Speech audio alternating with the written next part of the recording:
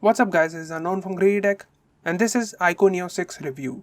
Now this phone is available on official website, Flipkart and Amazon. The base variant starts at 29,999 for 8GB RAM and 128GB storage. Next variant is priced at 33,999 for 12GB RAM and 256GB storage. It comes in 3 colors, Dark Nova, Cyber Rage and Maverick Orange.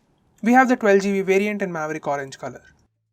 Now let's start with design and build. In hand, it feels good. It feels light in weight and pretty sleek. It has matte finish and dotted design in Maverick Orange color, which looks great. Here's how it looks on the front. It has a punch hole design and decent sized bezels and chin. Overall, it looks really good. Now it has a thickness of 8.5 mm and weighs 190 grams. The fit in hand is pretty good and it feels really good to hold. It doesn't feel like 190 grams, it feels a lot lighter. Seems like it has good weight management. Buttons have clicky feeling and are sufficiently elevated. Next, hardware. Phones come with all basic sensors. In-display fingerprint scanning, accelerometer. It also comes with IR blaster, which is pretty cool. Now this has dual nano SIM slots and there is no SD card slot option.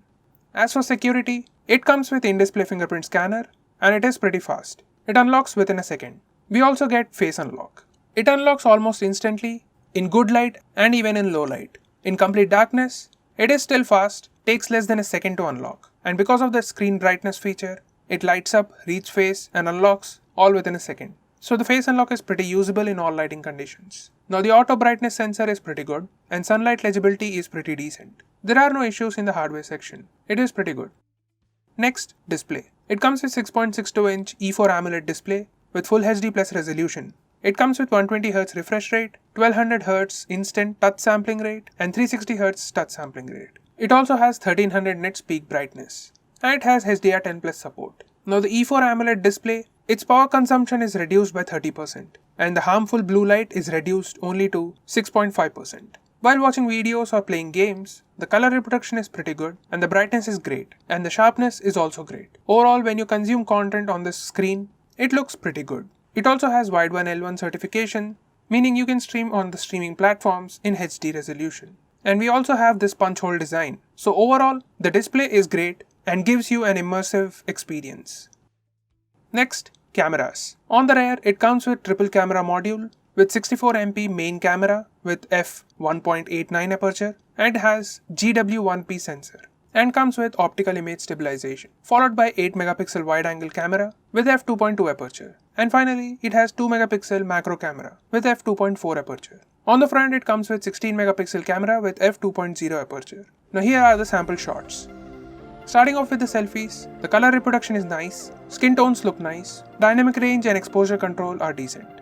As for portrait selfies, edge detection is good, color reproduction is good, and skin tones look good. There is some processing going on.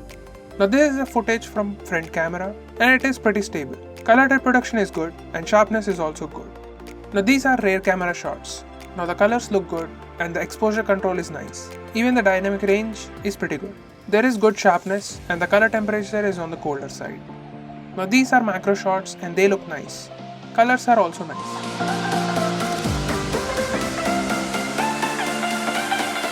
Now these are portrait shots.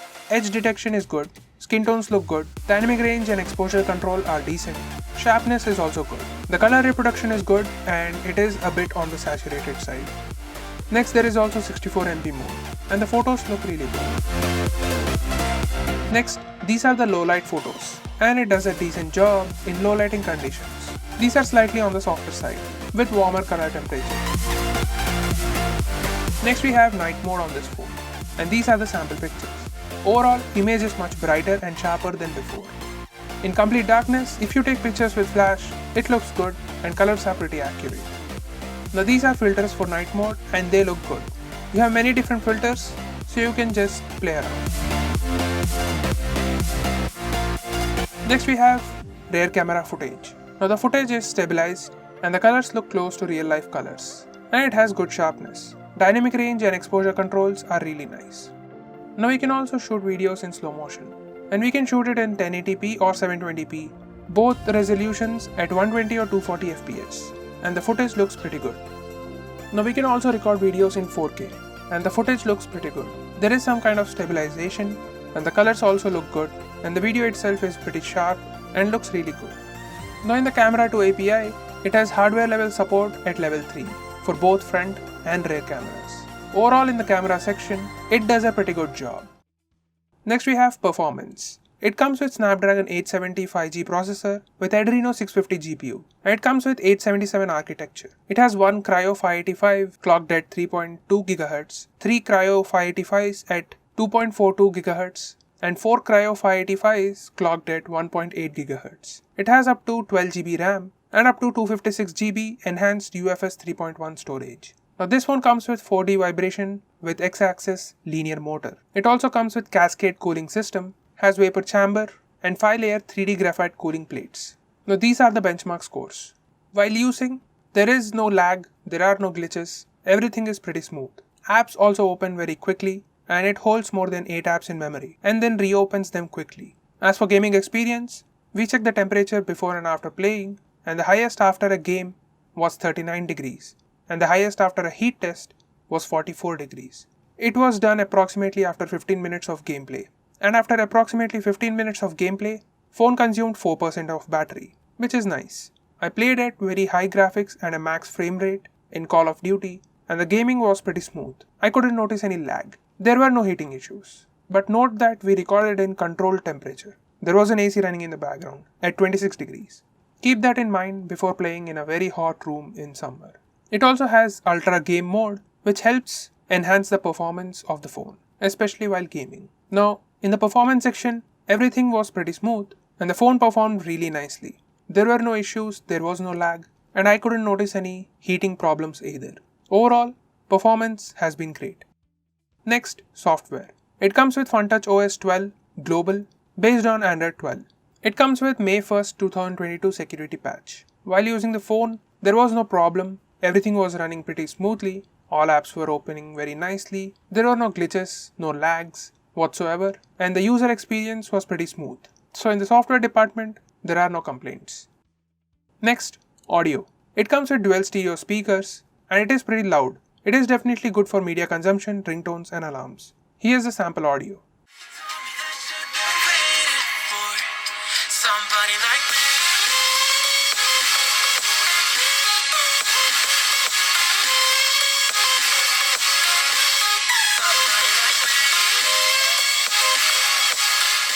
It doesn't come with 3.5mm audio jack, but you do get Type-C to 3.5mm jack converter, which is nice. So overall in the audio department, there are no issues, and the audio quality is pretty good.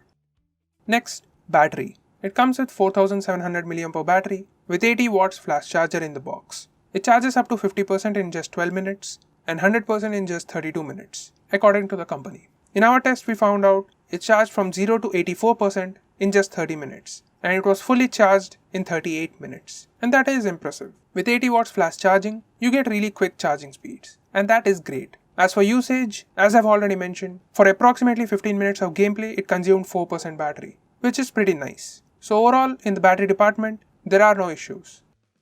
To conclude, in this price range, there is only one other competition, that is Nothing Phone 1. Without Nothing Phone 1, iQOO Neo 6 is a great choice. But with Nothing Phone 1 in the market, we get a similar display, and with iQOO Neo 6, there are little advantages. With AMOLED screen, peak brightness of 1300 nits versus Nothing Phone's OLED screen and 700 nits peak brightness. And iQOO has slightly bigger display. But if we look at performance and battery, iQOO has slightly better processor and slightly bigger battery. But the 80 watts fast charging is where iQOO shines brighter. Speaking of shining brighter, Nothing Phone 1 still has most unique look, with that glyph interface on the back. All those slides at the back are really great to look at. Other than that, both phones have a lot to offer. But if you want that extra edge, whether it is in performance or battery life or charging speeds, then iQOO Neo 6 is the leading choice. What do you think about this? Will you go with iQOO or nothing? Let us know in the comments below. Or hit us up on Twitter @GreedyTech. That's pretty much it for this video. This is Unknown from GreedyTech. Meet you in the next one.